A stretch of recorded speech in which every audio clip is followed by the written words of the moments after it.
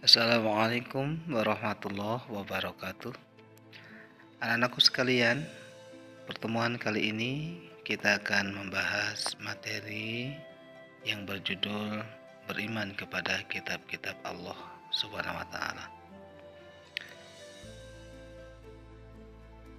Perlu kita pahami bersama bahwasannya Allah telah menurunkan kitab suci kepada beberapa nabi itu sebagai pedoman dan petunjuk untuk melaksanakan kewajiban ibadah dan menjalani kehidupan. Maka dari itu, sebagai hamba yang beriman, kita harus berpedoman dengan kitab suci yang telah diturunkan oleh Allah kepada kita. Dalam hal ini adalah kitab suci Al-Quran, agar kita tidak tersesat. Berdasarkan sabda Rasulullah Shallallahu Alaihi Wasallam, "Taraktu fikum amrain lan tadillu ma tamasatum bihima kitaballah wa sunnatin Nabi Shallallahu Alaihi Wasallam," yang artinya adalah telah kutinggalkan dua perkara di tengah kalangan kamu sekalian. Manakala kalian berpegang teguh dengan dua perkara tersebut, maka dijamin tidak akan sesat. Dua perkara tersebut yaitu Al-Quran dan Al-Hadis. Maka kita sebagai hamba yang beriman harus betul-betul memegang teguh pada Al-Quran dan Al-Hadis. Adapun kitab suci yang telah diturunkan oleh Allah, itu ada 4 kitab suci, yaitu diantaranya yang pertama adalah kitab Taurat yang telah diturunkan kepada Nabi Musa alaihissalam. Yang kedua, kitab Zabur yang telah diturunkan kepada Nabi Daud alaihissalam. Dan yang ketiga adalah kitab Injil yang diturunkan kepada Nabi Isa alaihissalam. Yang keempat adalah kitab Al-Quran yang diturunkan kepada Nabi terakhir, baginda Rasulullah Sallallahu Alaihi Wasallam.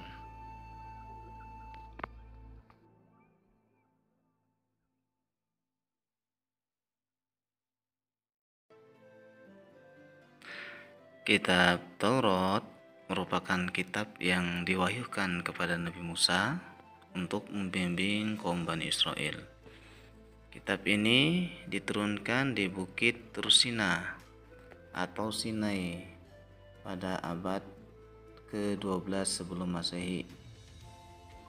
Dan mengenai kitab Taurat di dalam Al-Quran tertera di dalam surah Al-Isra ayat 2. A'udzu billahi minasy syaithanir rajim. Bismillahirrahmanirrahim. Wa atayna Musal kitaba wa ja'alnahu hudan li bani Israil alla tattakhidhu min duni wakila dzurriyyata man hamalna ma'a Nuh innahu kana 'abdan syakura. Artinya, dan kami berikan kepada Nabi Musa kitab Taurat, dan kami jadikan petunjuk bagi kaum Bani Israel, maka janganlah kalian mengambil pelindung selain aku Allah. Adapun isi pokok dari kitab Taurat adalah memuat 10 peraturan Allah Subhanahu wa taala. Yaitu yang pertama, perintah mengesahkan Allah Subhanahu wa taala. Kedua, perintah menghormati kedua orang tua. Yang ketiga, perintah mensucikan hari Sabtu. Keempat, larangan menyembah berhala. Kelima, larangan menyebut nama Allah Subhanahu wa ta'ala secara sia-sia. Yang keenam, larangan membunuh manusia.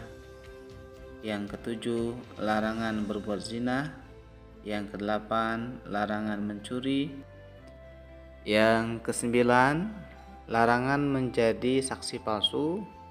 Dan yang 10, larangan mengambil hak orang lain.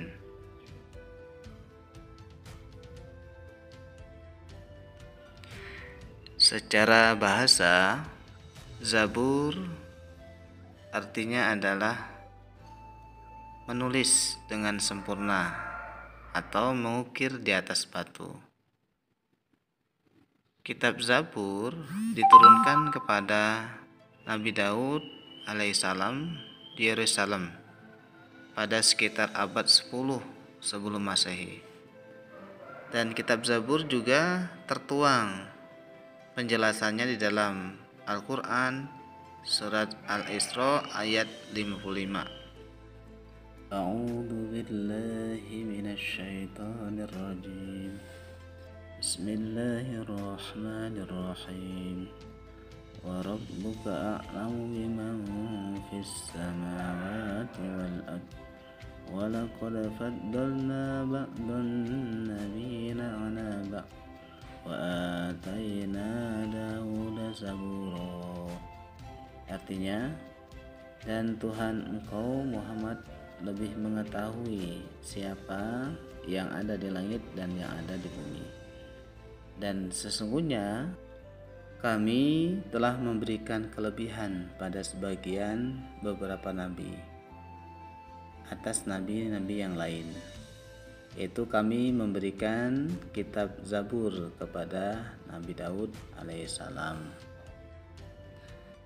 Kitab Zabur juga dikenal dengan sebutan kitab Mazmur yang berisikan tulisan dalam bahasa Kibti.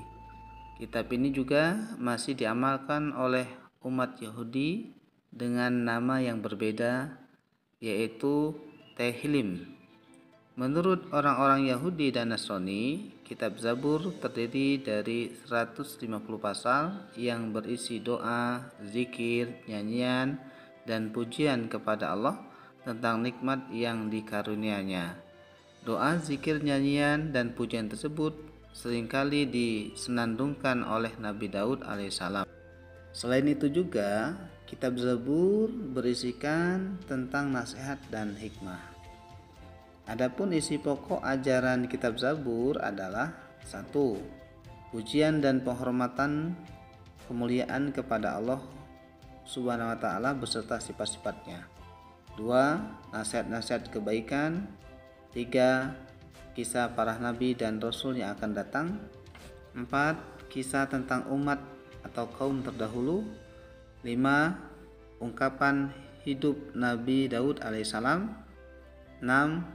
Permohonan ampunan kepada Allah yang diungkapkan oleh Nabi Daud atas doanya. 7. Sukacita yang dirasakan Nabi Daud alaihissalam setelah meraih kemenangan atas musuh.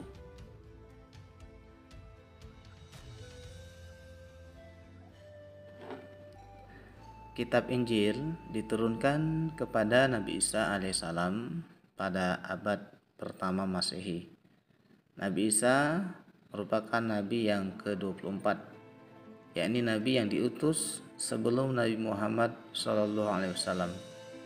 Nabi Isa merupakan nabi yang diutus pada kaum Bani Israel. Ia merupakan putra dari Maryam yang lahir tanpa adanya seorang ayah. Kitab Injil merupakan firman Allah yang diwahyukan kepada Nabi Isa alaihissalam. Berbeda dengan kitab Taurat yang berisi tentang ajaran hukum-hukum Allah dan kitab Zabur yang berisi pujian dan doa untuk mengagungkan Allah. Sedangkan kitab Injil berisi tentang 1. Perintah untuk kembali mengesahkan Allah. 2. Membenarkan keberadaan kitab-kitab yang terdahulu yaitu kitab Taurat dan Zabur. 3. Menghapus beberapa hukum dalam kitab Taurat yang sudah tidak berlaku. Kemudian yang keempat, menjelaskan bahwa akan datang Rasul setelah Nabi Isa alaihissalam, yaitu Nabi Muhammad Sallallahu Alaihi Wasallam.